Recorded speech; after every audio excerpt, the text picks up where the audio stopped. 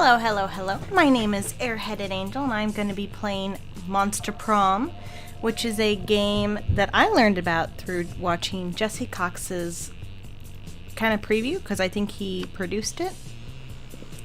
Alright, so here we got our little menu here, and we are going to play a full game.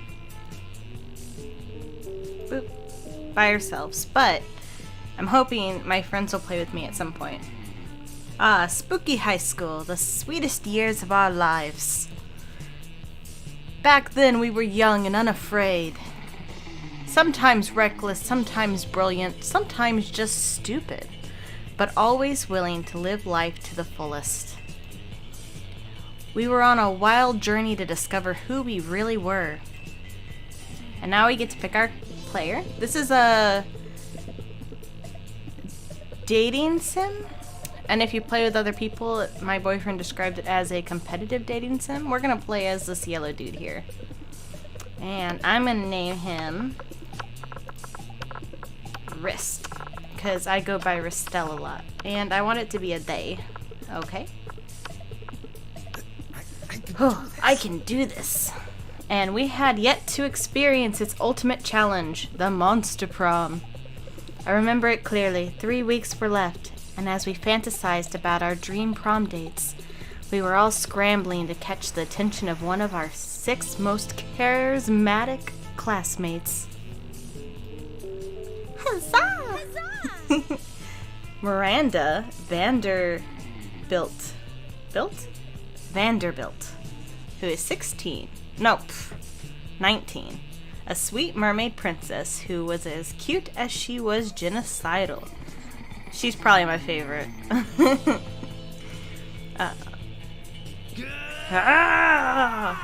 Damien LeVay, 21. A fearless demon with a taste for destruction and a love of fire. He's also very, very cute.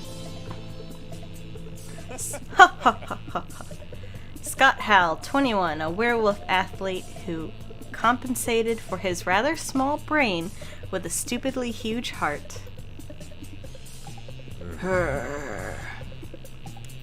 Liam de Lioncourt, 400-something years old, a hipster vampire whose standoffish demeanor hid that he was truly a lovable dork. Polygeist, 22 maybe? A party ghost with an insatiable hunger for all the wrong things. Yay! What? And Vera Oberlin, 23, a mean, self-made gorgon with a merciless sense of business. It was clear. It had to be one of them, but who? We only had 3 weeks to choose our prom date, and even more daunting, we only had 3 weeks to woo them and conquer their hearts. But, as I already said, we were young and unafraid, and we were ready to start.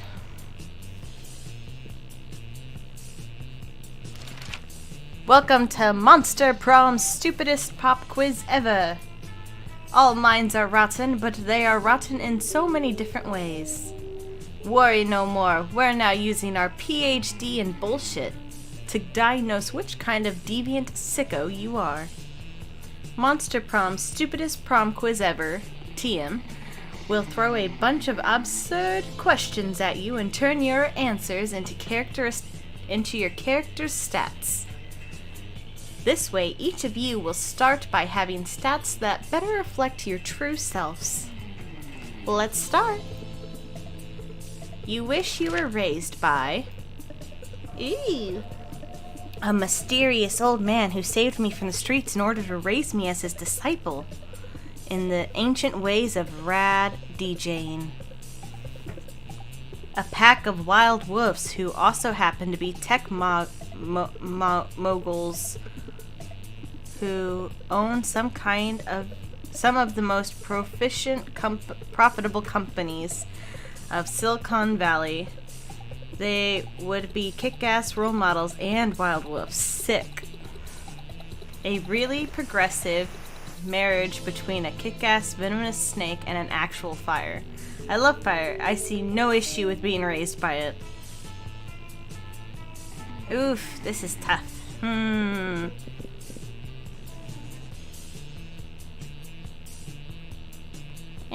Wolves.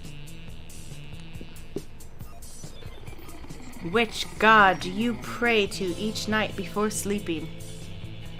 Praying is for fools. I took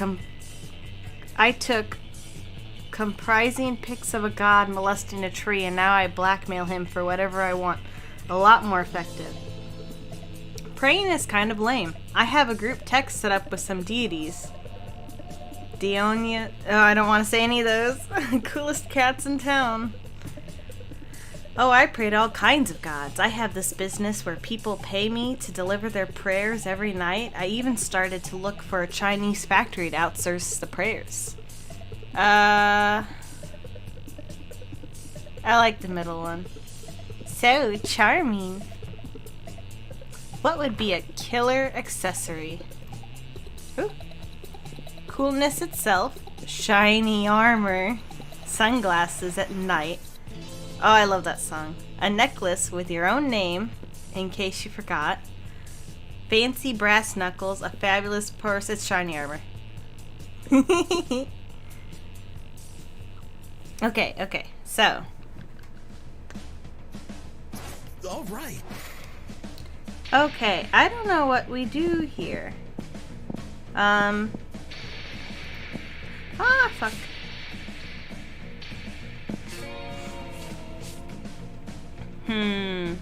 So I'm smart and charming and have money, but I'm not very bold, creative, or fun. So I think we should raise our fun. We should raise our fun. So we're gonna go.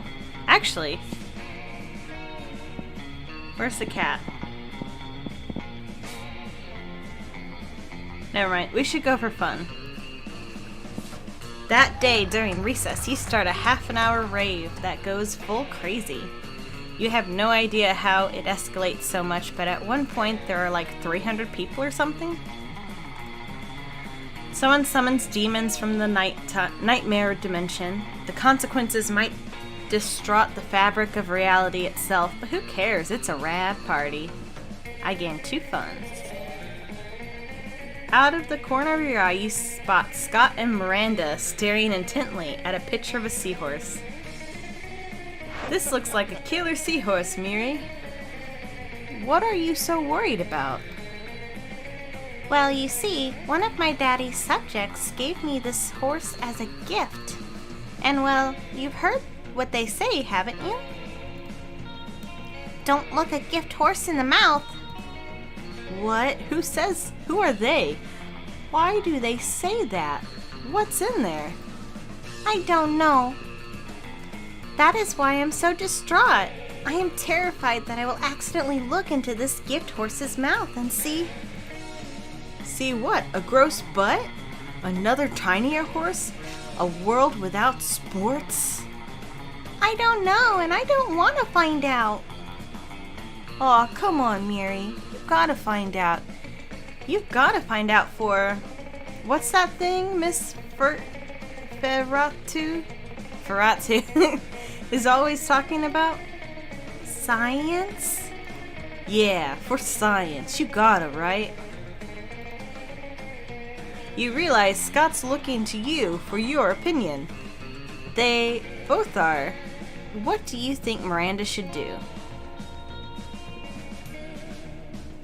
Don't you ever look that gift horse in the mouth. In fact, breed it with sea urchins to produce gift horses with tiny mouths. Look at that gift horse right in its damn mouth. They only say not to because they don't want you finding all the delicious candy mouth. Delicious candy mouth. Mouth candy, blah. Breeding's fun.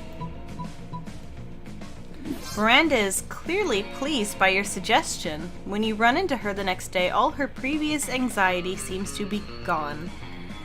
I took your marvelous suggestion to the logical next step. I had my father's genetic wizards combine my gift horse with a sea urchin. Whatever horrible thing was lurking between those horses' lips, they're now too tiny for me to see. The horse is a little bit spiny now, but I think that just adds to his charm. It's so cute. I can tell he loves it because of the deeply pained expression in his tiny watery eyes. That worked so well, you wonder why you don't solve all your problems with genetic manipulation. You gain +2 creativity and +1 smarts. Oh man, this is already hurting my throat. Alright, let's pick a place for lunch. I actually have a lot of money, so I'm gonna go to this cat lady because I think she sells you stuff. Money. Welcome to my little shop. Buy some shit. I have shit that will boost your stats, shit that will lead you into stupid new adventures, even some shit that might be much needed at some very specific moments, so take a look. So I have 7 monies. I can buy a blanket with 2 holes, some impractical yet kind of funny glasses, a motivational poster, a Russian novel with an insightful approach to universal matters such as love and death, a badass fake tattoo, a PR agent, oh that's kind of cool, a corpse, or a sexy fake Latin accent.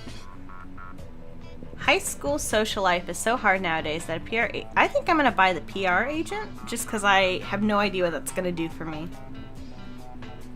No refunds. And remember, the first rule of Shop Club: no refunds.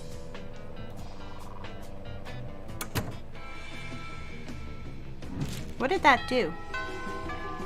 Did I miss something?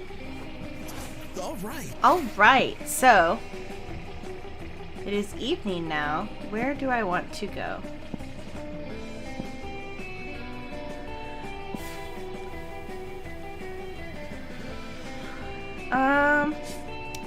I'd like to raise my money because I just spent a bunch, so I'm gonna go to the library. That day you spend some time on the library's PCs sending malicious spam emails in the hopes of stealing other people's money. Not memory. Sorry. It doesn't sound very nice, but who's really the one to blame if they respond to such a blatant scam? You lose karma, which isn't even a stat in this game, and gain money.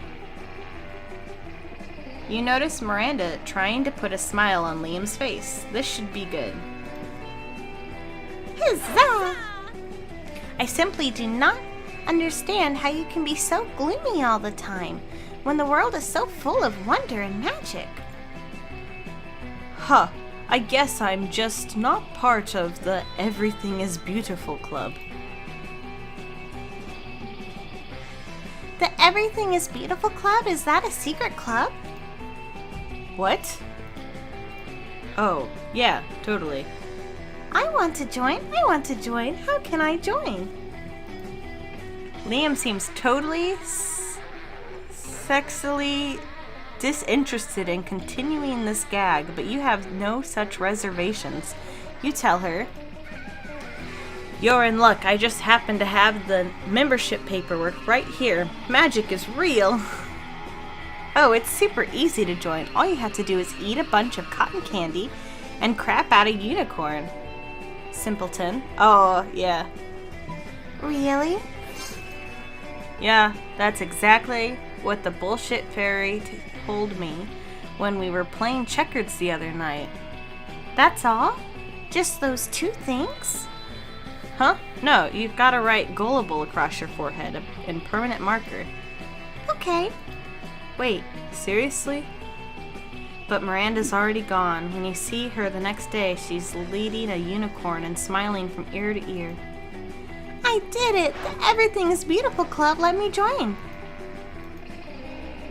I had to fill out some extra paperwork because I had manservant I had my manservant eat the cotton candy and poop out the unicorn. But I made up for it by tattooing gullible on his forehead instead of writing it. Yeah, well, you're welcome. Liam winks at you, and the wink is so cool you automatically gain +2 fun and +1 charm. Oh, whoops, I meant to go for Miranda, but I guess I went for Liam. All right. Let's see. Let's raise our boldness a little bit. Where is that?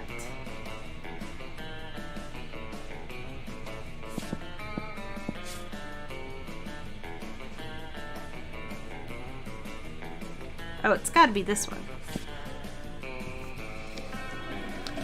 That day, you skip class and just hang out in the bathrooms because you respect no authority.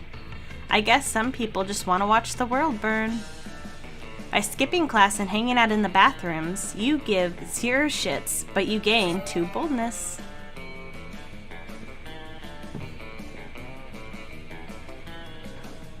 You see Liam talking to Miranda. Miranda looks confused and Liam looks frustrated. Uh-oh. But I simply do not understand this art you are describing. You say that the art piece is a bathroom? No. For the 100th time, the art piece is the experience of going into the bathroom, thinking it's an art piece. The artist purposefully gave the room number of the bathroom as the room number for the exhibit, even though there was a whole room full of his paintings elsewhere in the building. It was revolutionary. Oh gosh, as an art student, this sounds too real. It certainly seems very complicated. Personally, I prefer the exoplanet sculptures of the Atlantean 5th dynasty. You know, the man in the moon, the face on Mars, the Pluto. All of Pluto. Art on such a grand scale. Bah, that's not art, that's populism at its worst. Well, I don't think that bathroom business sounds like art. But how are we supposed to discuss art if we can't even agree on what it is? Oh, if only someone would come along and provide a satisfying definition of art. I would be so pleased. You've got this. No problem. It's so simple. Art is a method of making worthless things into very expensive things. I don't think that. Art isn't art unless it makes you feel bad things inside. Oh, Jesus.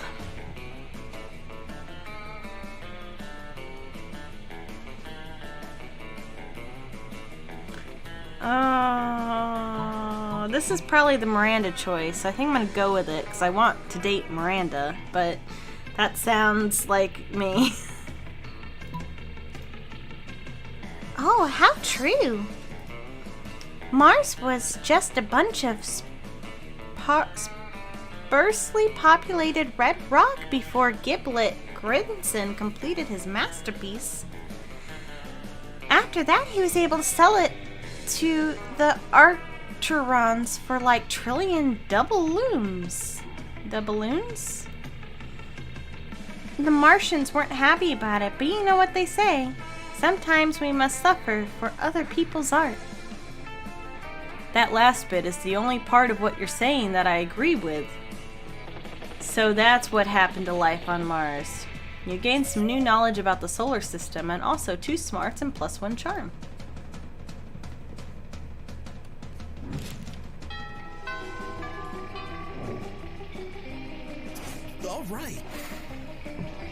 Alright, let's see. I'm gonna sit with Miranda because I like her. You arrive at your table to find the coven eating and Polly and Miranda screaming. This must be the coven? We're under attack! Alarm, alarm! Summon the guards! You're using bizarro mind powers on me? The cute tall one is my less attractive evil twin. She uses shades just like me, clearly because the evil twin thing. We're not attacking anyone. We're eating.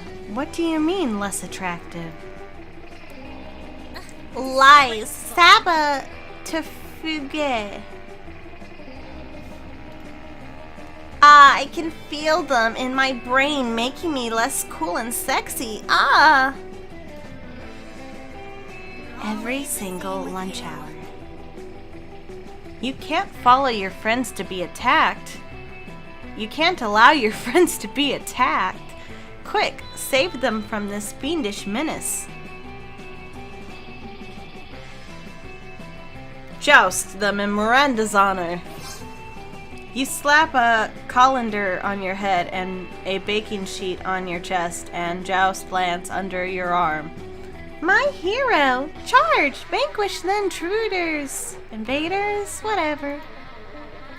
Whoa, hey, we don't want any trouble. We'll just go over there.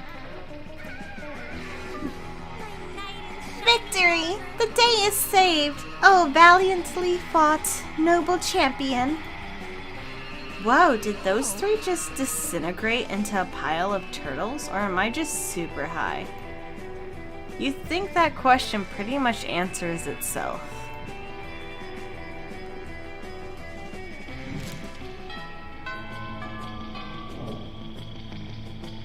All right. Let's see.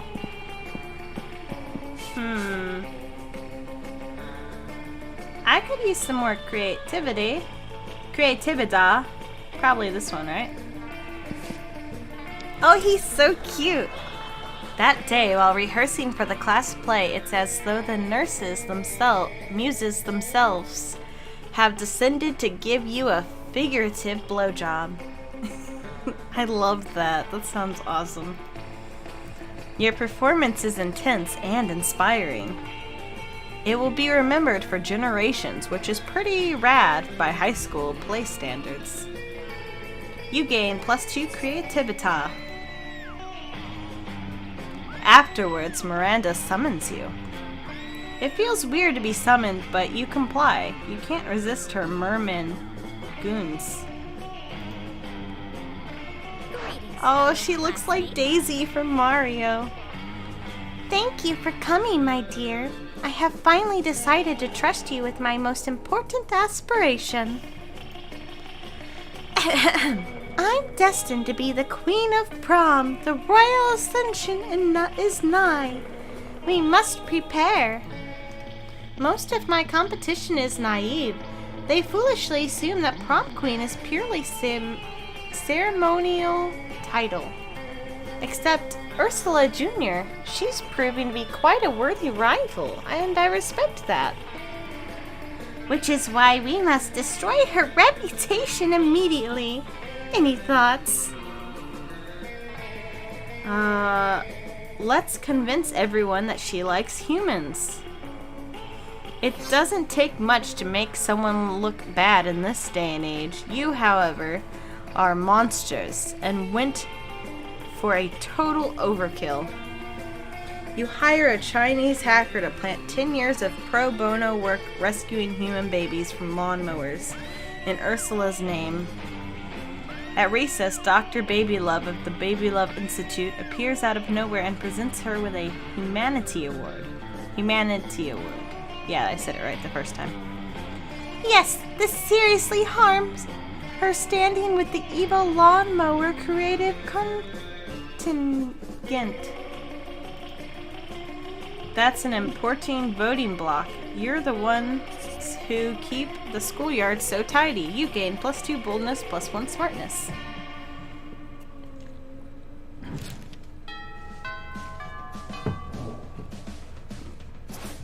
All right. I'm gonna earn a little more money, I think.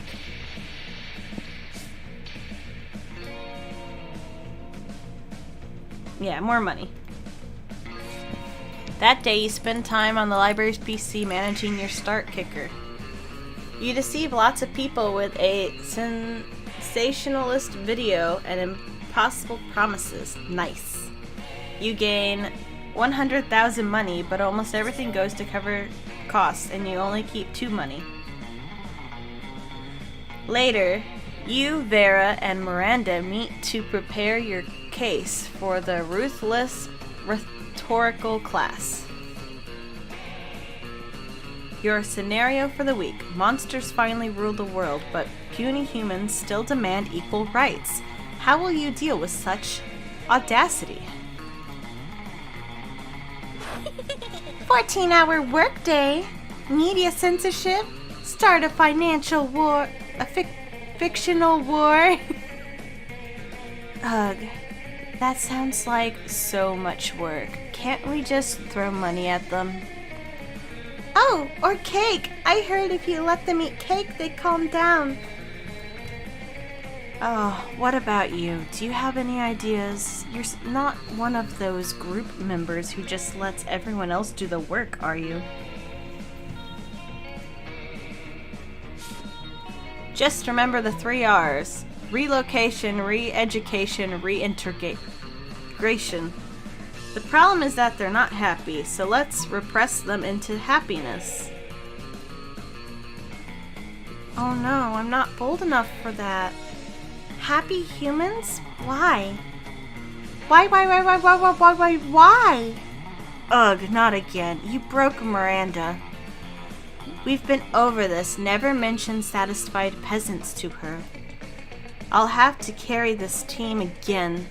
Strip, you'll be the blood sacrifice. Vera uses your blood to bargain with a demon for the debate. You lose a lot of shit. And my dignity. And possibly my soul. Oh, that went bad. That went really bad. I think Miranda hates me now. So I definitely gotta win her back. Vera's about to lift a glass of scotch to her immaculately painted lips. You can drink whatever at this school, apparently. When Miranda screams,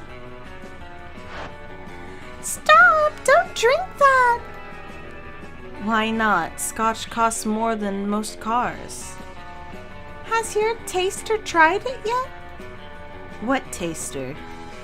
You don't have a taster? What if your drink is poisoned by someone jealous of your good looks and royal title? Listen, Mary, I only drink 4 things. Scotch, red wine, the tears of my enemies, and straight up poison. You drink poison on purpose? Miranda, my hair is venomous snakes. You think poison actually harms me? Well, you should still have a taster. What if someone puts really spicy hot sauce in your drink? Or poison? What do I have to do to get you to drop this? Simple, hire a taster. Fine, any volunteers? This might just be the big break you've been looking for. You raise your hand, and when Vera picks you,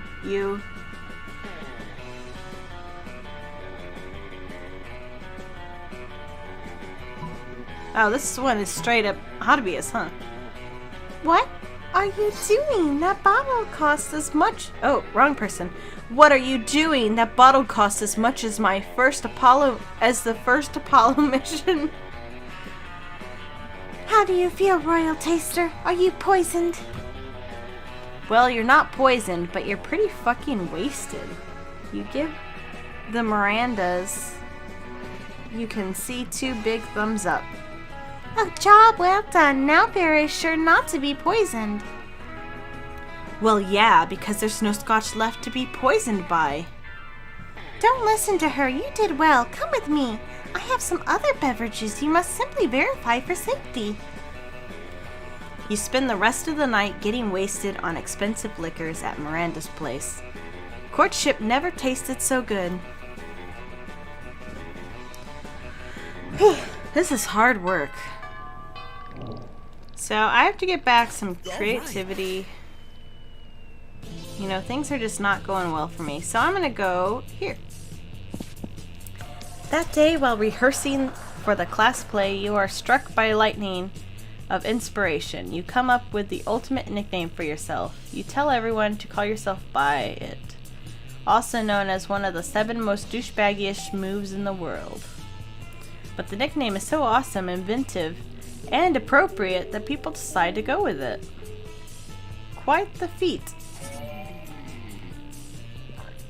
I'm not playing with other players, but if you want to, you can call me Butt Munch. Somebody puts a sack over your head and throws you in a car. You drive for hours before they let you out and take the sack off.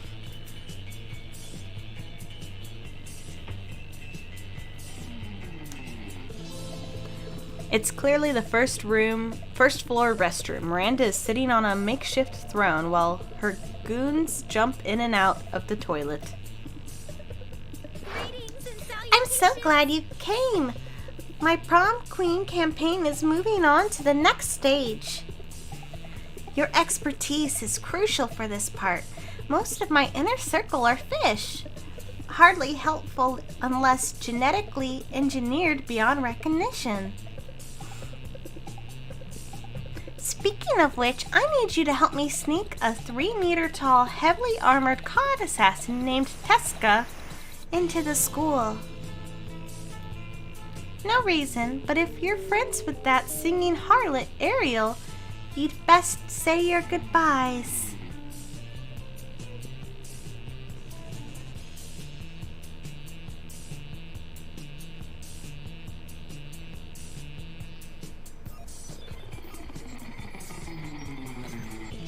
That is so true. As a matter of fact, I think we already have an enormous, heavily armored codfish at our school.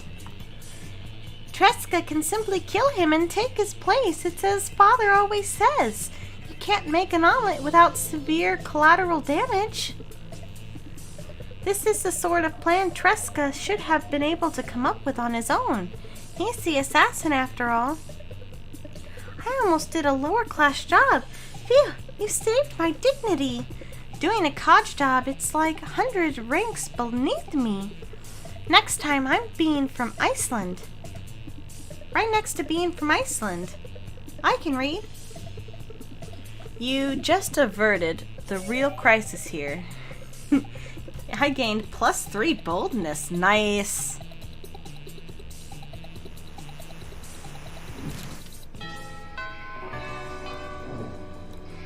Alright, so. Whew, let's see here. We got some money. Why don't we buy something? Because a lot of stuff is only $5. So we're gonna go to the gym. Hey, late night, I read this Last night I read this article on how money causes pocket cancer in the long run. You don't want to get pocket cancer. Quick, give me that dangerous money you have in your still healthy pockets. Oh, I'm too poor for this. Jesus, isn't that a lot?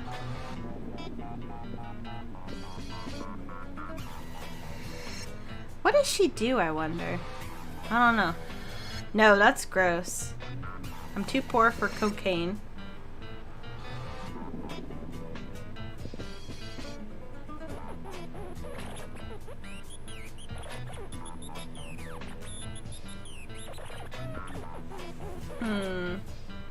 This probably gives you boldness.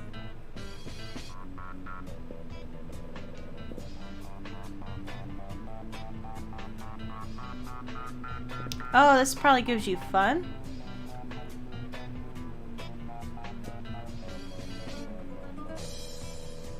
I don't know what to do. We haven't done an event thingy, so let's buy the blanket with 2 holes. Ah, nothing better than the smell of money. Well, actually, there are many better smells, but you know what I mean, right?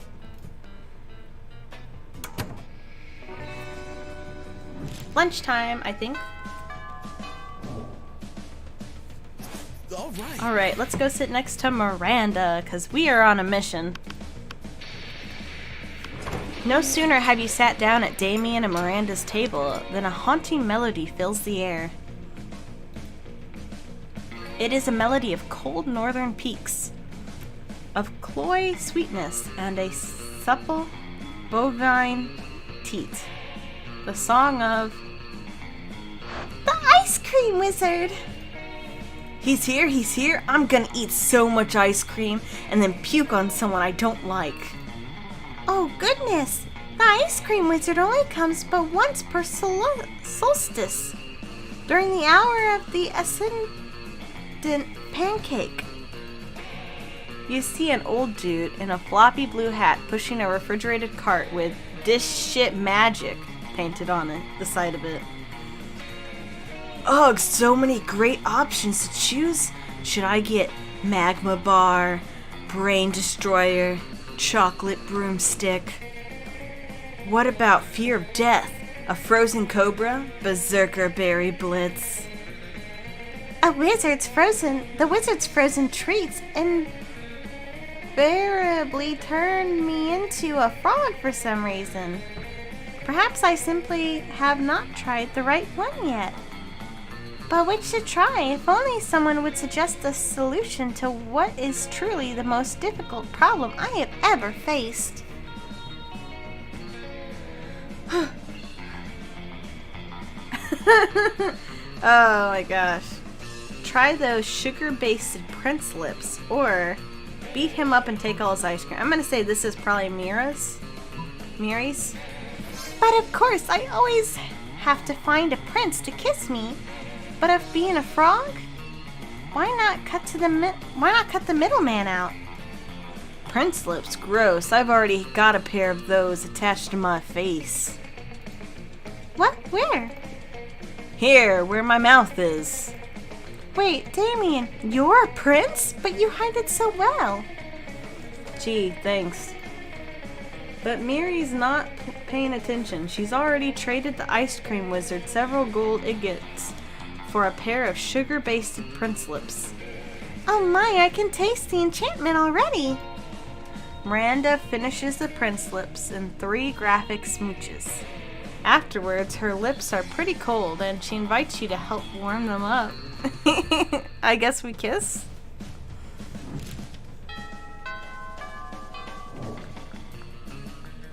All right. Let's see. Ooh. I'm gonna raise my fun up a bit.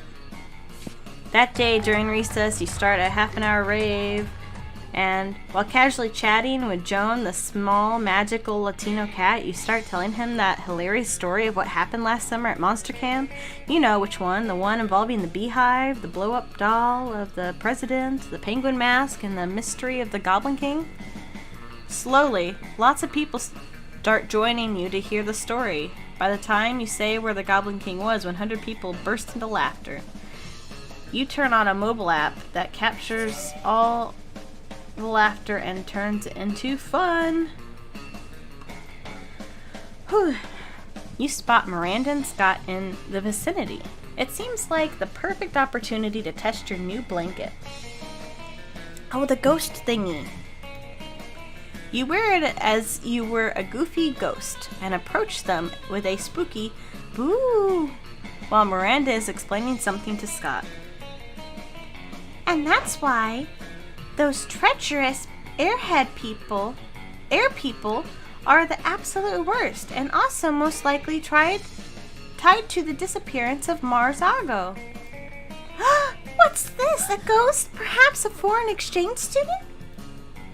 What are you talking about? Oh, gasp! I didn't see you there. So ghostly. You guys are joking, right? This is clearly just Ritz, wearing a blanket with eye holes cut in it. Jealousy of is a powerful drug, Liam. Do not become addicted.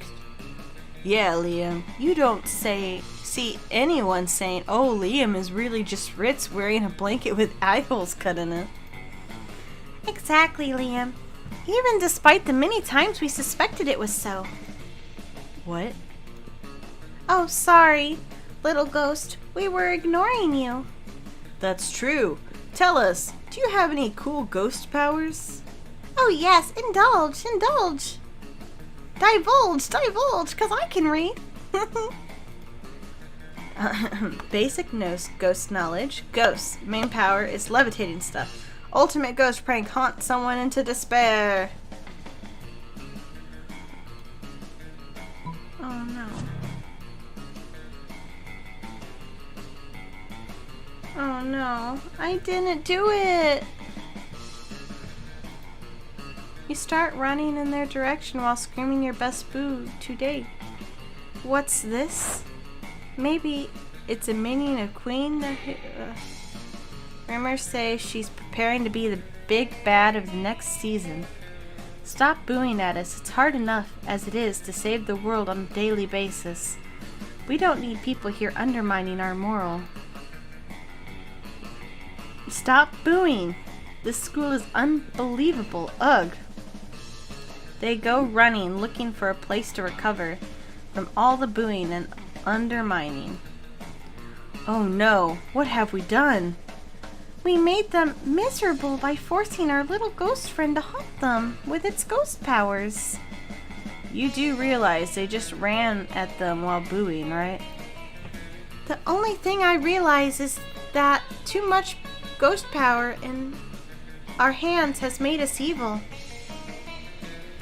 We've got no time to lose. We need to start living lives of good deeds so we can be forgiven for this. You're right, Scott. Maybe in 10 or 20 years we can be redeemed for this moment of weakness. At least you led Miranda and Scott onto the path of goodness, but as a failure, I lost shit. Oh man, I think I can still recover, but that sucked. Alright, so we need to raise some of the stuff again. I want to keep raising fun, personally. So we're gonna do that.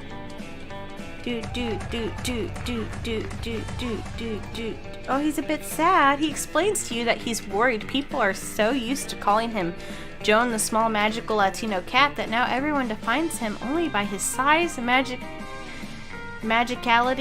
ethnicity, and species. He's more than that. You correct him. You don't see him in such simplistic terms and convenient definitions. It's just that there are around 20 other different Joans in the school, so adding all that to his name is quite necessary. You tell him you'll never forget about him and the crazy adventure you both lived together in Monster Prom prequel, Monster Middle School. You have a great time remembering those crazy stories and gain some fun. You're gazing dreamily at Miranda with a flash of otherworldly light blinds you. When your vision clears, you see a great rift has opened in time and space, and standing in the middle of it, it's me, Prince of the Underworld, and I'm here to fulfill the ancient prophecy. A prophecy? How exciting and regal! What sort of prophecy is it? It is a prophecy of love. Oh boy, here it comes. Legends foretell a great beauty with the hair of an angel and the scales of a fish, a beauty who I am destined to marry.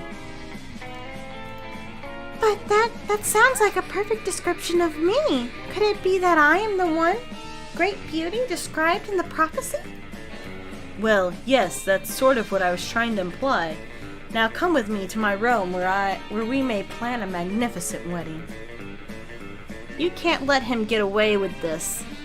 But that prophecy is hard to argue. The only argument you can think of is the hair of an angel. Ha, clearly Miranda has the hair of a goddess. What about these fish scales I glued to a handful of hair angel pasta? This is creativity, I'm sure of it. And pretty much everything I have is better than that, so let's do this one. Oh, I'm not charming. The hair of a goddess, you say? And which goddess would that be? Aphrodite, goddess of beauty, or Follicula, goddess of bad dandruff?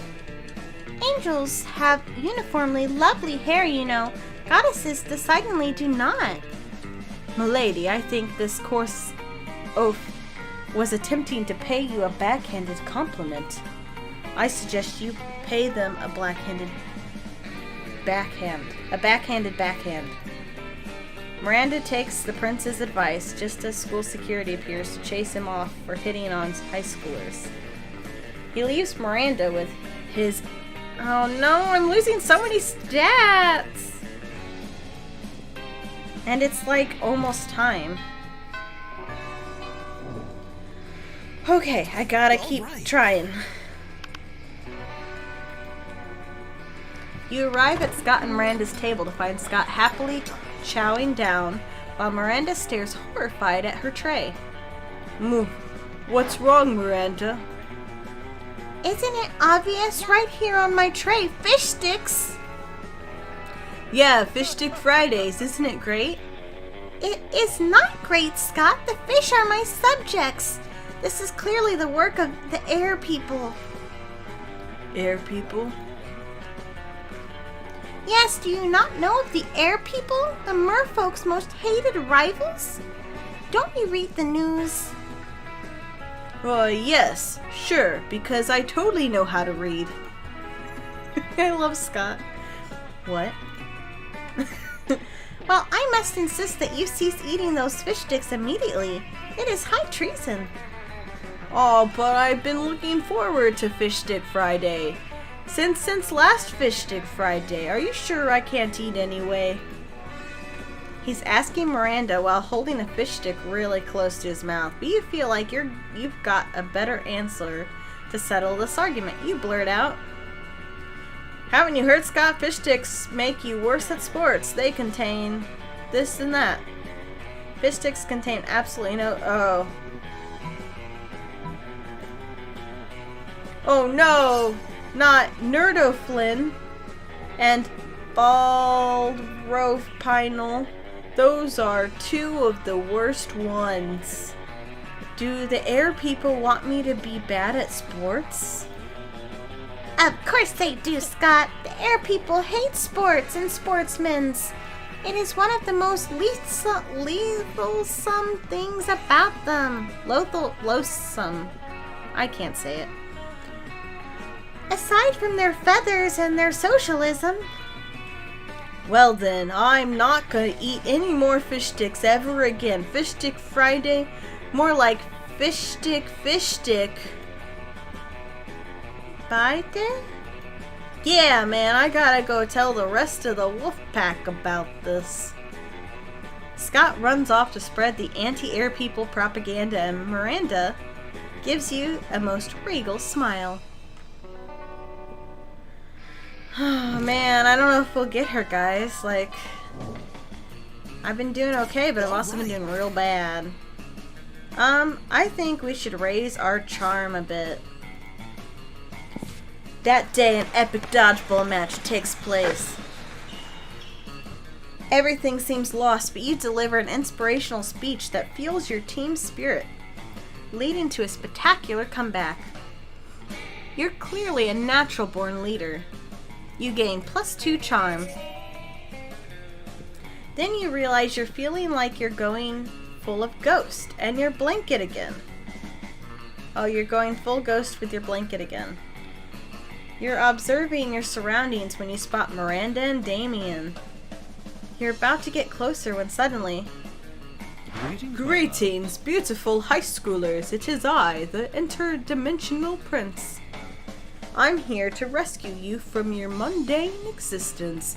Just sign these marriage papers.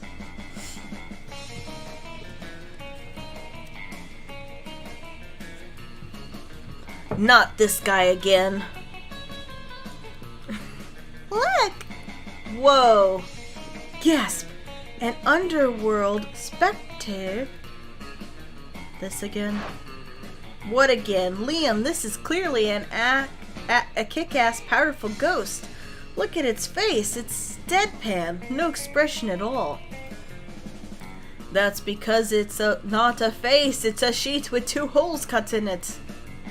Man, I wish my face had 2 holes cut into it. That would be so fucking metal. No, listen, that is not a face, it's... Ghost friend, help us! Save us from this interdimensional creep! Yeah, do something. Something ghostly.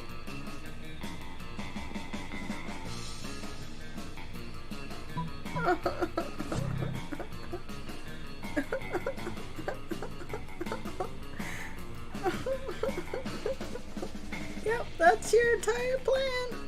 Ghost friend, we asked for help, not for you to share your ghostly thoughts with us. There is a time to boo and a time to act. I should never have expected a ghost to save us. They are not a ghost, people. God damn it. You're not helping either, Liam. You leave the four of them to solve their own tricky, non-consensual abduction situation, while you reflect on your ghost skills, which have been really bad so far. Could it be that you're not a good ghost? You thought that wearing a blanket with 2 holes cut in it was enough. Now you lose 2 smarts and 1 creativity, and I suck. I suck butt, man. Oof. All right. Everything's so bad. I'm gonna raise charm, I guess, and try to get everything that I can over 10.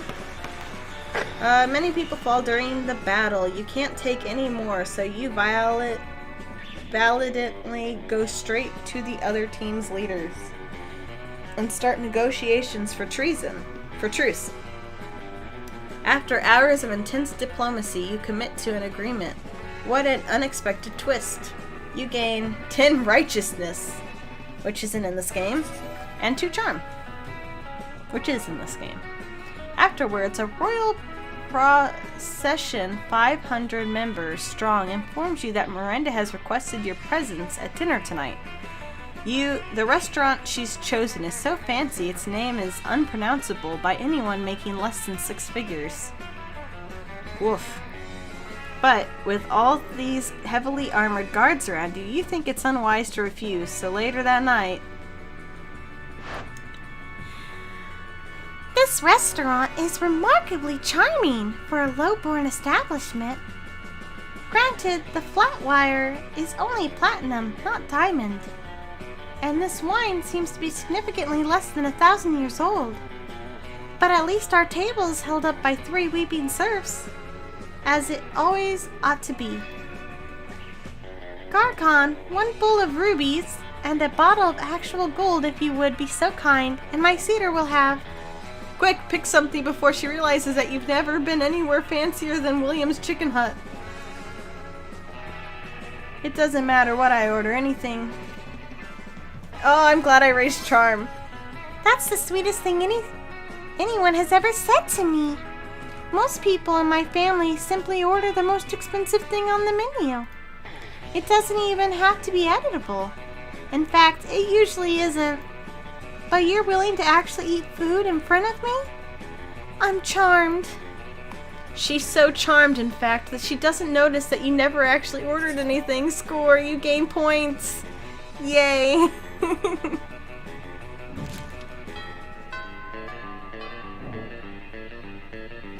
All right. Oh no. Miranda! As you approach Scott and Miranda's table, you see that the entire table is covered in exotic silverware. Oh, what is this one for? That's the forking spoon. It's a spoon for picking up your forks so that you don't have to touch them with your fingers. Oh, and that one? That's the tuning fork. It's for making sure all your other silverware are tuned to A minor, as is proper. What about that one? That's the dairy knife. It's for milk. Wow. Do people ever invent new silverware? All the time, but none of them are any good. It would take a genius of true subtlety to improve on existing canon. A genius of true subtlety. Genius and subtlety are your middle fucking names. You suggest the ultimate new silverware.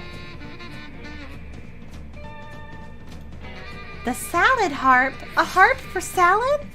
Why has no one thought of this before? Because it's hard to eat salad with a harp? Cretin, who said anything about eating? Isn't that what silverware is for? Perish the thought. The true purpose of silverware is to give your hands something to do while you elegantly avoid your food. And nothing is more elegant than planting a subtle lament on a harp while your serfs eat your salad for you.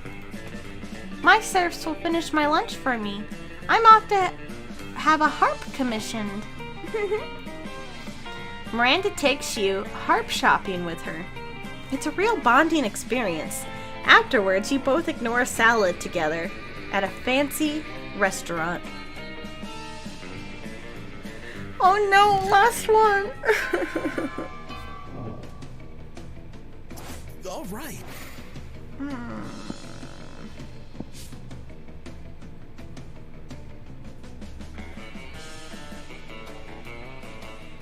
I'm gonna get creativity up a bit more. You act so hard that some of your classmates in the audience throw roses at you. 7 roses to be exact. Damn, roses aren't a valid currency or stat in this game. Anyways, you check your Converter app to see if this could translate into something a bit more useful. It seems roses equal creativity points. Sweet. You could start doing something productive, or you could put your blanket and get up to some good old ghost shenanigans. Please no. You're looking for someone, but you run into the person that might finally see through your ghostly deception, apart from boring Liam. Hiya! Wait, what's this? Another ghost? No, I can't believe this. Finally, someone else notices. This clearly is just Ritz wearing a... I can't believe it. Because it's just too cool to be true. Come on, it's not cool nor true. Shh. Liam, I can't hear our cool new ghost friend over your jealousy. So tell me, how did you die? We have to share so much ghost gossip, or ghost dip, so I like to call it. Good question. Time to improv a lie with another bigger lie. Oh no. Oh wait, I'm fun. This would totally work. I was offered as a sacrifice to the god of party. So fun. Whoa. That's just stupid. You mean stupidly awesome. No, just plain stupid. Also, god of party? Dionysus? Nikasi? The deer person? Who cares, the party pooper? I'm just saying, their story has more holes than actual holes cut into that blanket they're clearly wearing. Shut up, Liam. Maybe we should sacrifice you to the god of party. You don't like such bad vibes, and because of that, you start dancing. Polly joins you. Ghost dance. I swear, I'm gonna follow you around until you take off that sheet. Not a chance, but for now, ghost dance. Also, you gain some stuff.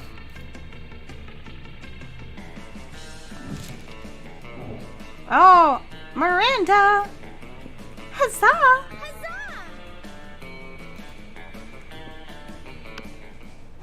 All right.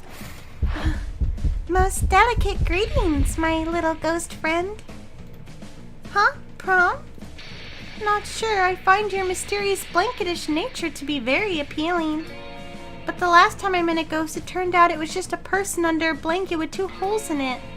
I'm still not completely over that. There are times when I fear Polly may turn out to be someone else under a blanket as well.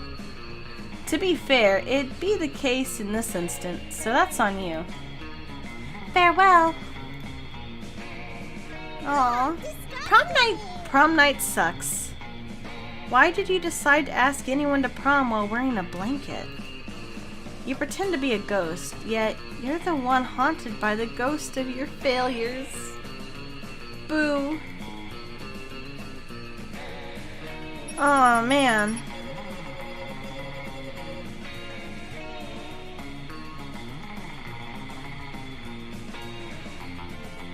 No! No! No, I failed.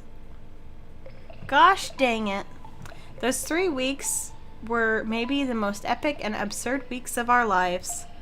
After Monster Prom, we kept living our lives, falling in love, battling for friendship, and learning who we were and who we could be. And you know what?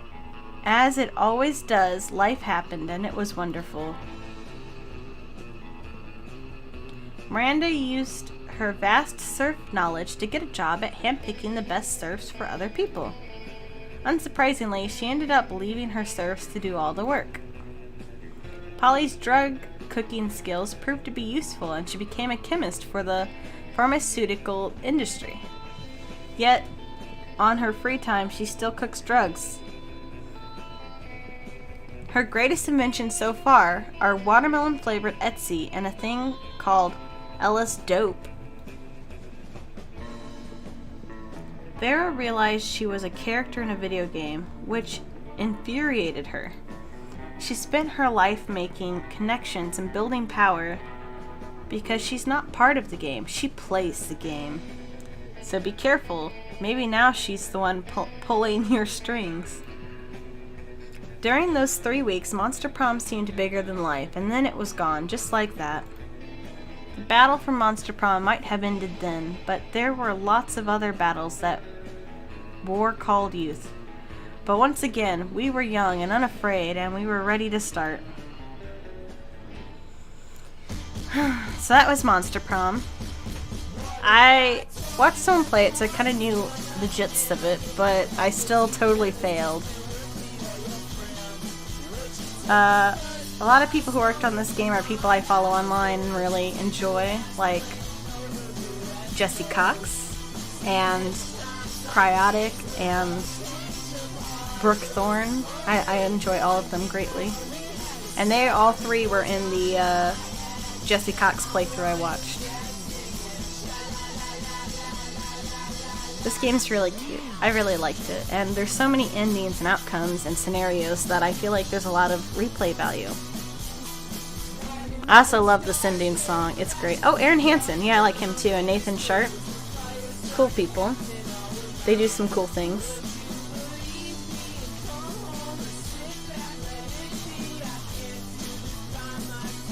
Very cute game. 10 out of 10. We'll play again.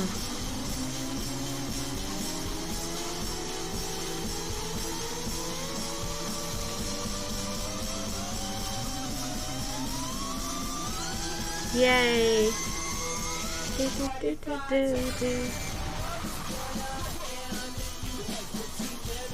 I love this kind of music. Oh.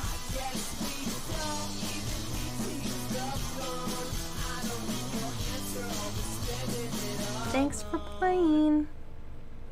Thanks for watching my playthrough. I hope my voices were sufficient. Ooh! I've just unlocked an erotic fanfic about dragons. This is about to get weird. Cool, so, what's the online mean? Oh, you can play online with people? Or you can screen share. Okay, cool, cool, cool. I don't want to do any of that. I don't want to do any of that. Oh well, I'll just exit. Well, thanks. See ya.